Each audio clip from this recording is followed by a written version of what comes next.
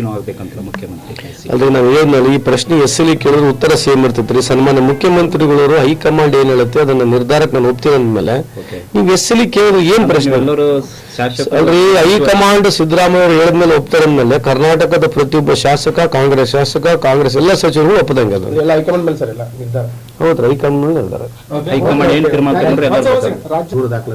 ಅದು ಬೇರೆ ಏನಿದೆ ಈಗ ಅದೇ ಹೇಳ್ತಿರೋದು. ಬಿಜೆಪಿಯವರು ಕಳೆದ 11 ವರ್ಷದಿಂದ ಮಾಡಿರ್ತಕ್ಕಂಥ ಇದು ಬಿಟ್ರೆ ಈಗ ಮೊನ್ನೆ ತಾನೇ IMF ನವರು ಇಂಟರ್ನ್ಯಾಷನಲ್ ಮಾನಿಟರಿಂಗ್ ಫಂಡ್ ಗ್ರೇಡ್ ಏನ್ ಕೊಟ್ಟಿದೆ ದೇಶಕ್ಕೆ, ಇದ್ರ ಬಗ್ಗೆ ಬಿಜೆಪಿ ಅವ್ರು ಮಾತನಾಡ್ತಾರ?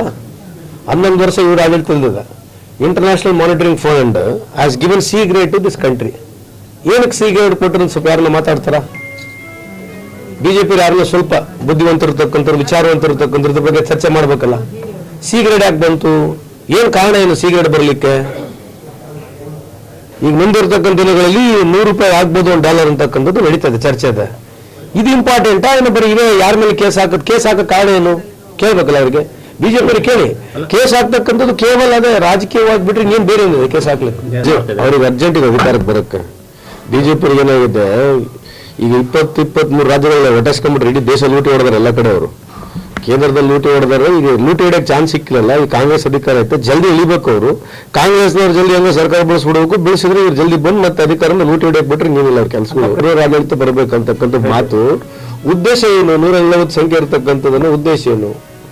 ರಾಜನಲ್ಲಿ ಇರ್ತಕ್ಕಂಥ ಅವ್ರ ಅಭಿಪ್ರಾಯ ಹೇಳಿದ್ದಾರೆ. ಇಲ್ಲಿ ಹೇಳಿರ್ತಕ್ಕಂಥದ್ದು ರಾಜ್ಯಪಾಲ ಆಡಳಿತ ಬರಬೇಕಂದ್ರೆ ಜಲ್ದಿ ಸರ್ಕಾರ ಬೀಳಬೇಕಂತ ಅವ್ರ ಅರ್ಥ. ಯಾರ್ದು? ಜಗದೀಶ್ ಶೆಟ್ಟರ್ ಸಾಹೇಬದ್ದು. ಆಯ್ತು, 11 ವರ್ಷ ಆಯ್ತಲ್ರಿ ಆಡಳಿತದಲ್ಲಿದ್ದು.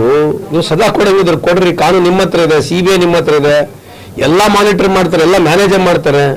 ಕೋರ್ಟ್ ಕಚೇರಿಗಳು ಮ್ಯಾನೇಜ್ ಮಾಡೋ ಲೆವೆಲ್ಗೆ ಬಂದ್ಬಿಟ್ಟಿದ್ದಾರೆ. ಇನ್ನೇನು ಈ ದೇಶದಲ್ಲಿ ಏನು ಉಳಿದಿದೆ? ಚುನಾವಣೆ ಆಗಲ್ಲ ಅಂತ ಅದೇ ಲೆಕ್ಕ ಕಾಣ್ತಾ ಇದೆಯಲ್ಲ. ಚುನಾವಣೆಗಳು ನಡೆದ್ರೆ ಏನೈತೆ, ಎಲೆಕ್ಷನ್ ಅವರೇ ಗೆಲ್ತಾರೆ. ಹೆಂಗ್ರಿ ಗೆಲ್ಬೋದು ಎಲೆಕ್ಷನ್? ಕಾರಣ ಗೆಲ್ಲಿಕ್ಕೆ ಏನಾದ್ರು ಬೇಕಲ್ಲ ಅಂತಕ್ಕಂಥದ್ದು. ನೀವು ಯಾವ ಪ್ರಶ್ನೆ ಏನೇನೋ ಕೇಳ್ತೀರಲ್ರಿ. ಈಗ ನೀವಿಬ್ಬರದ್ದು ಉಪಮುಖ್ಯಮಂತ್ರಿದು ಮುಖ್ಯಮಂತ್ರಿಯವ್ರದ್ದು ಬಗ್ಗೆ ನನ್ನ ಮುಂದೆ ಆ ಪ್ರಶ್ನೆ ಕೇಳಬೇಡಿ. ಒಂದೇ ಉತ್ತರ ಇರ್ತದೆ, ನೀವು ಬೇಜಾರು ಕಳ್ತೀರಿ ಅಂತ ಹೇಳಿ. 80 ವರ್ಷ very sorry. One of the finest artist ನಮ್ಗೆ ಇದ್ರು ಅವರು. ಸೊ ಹಂಗಾಗಿ ಅವ್ರ ಕುಟುಂಬಕ್ಕೆ ತಮ್ಮ ಮುಖಾಂತರ ಸಾಂತ್ವನ ಹೇಳಲಿಕ್ಕೆ ಇಚ್ಛೆ ಬಯಸ್ತೇನೆ.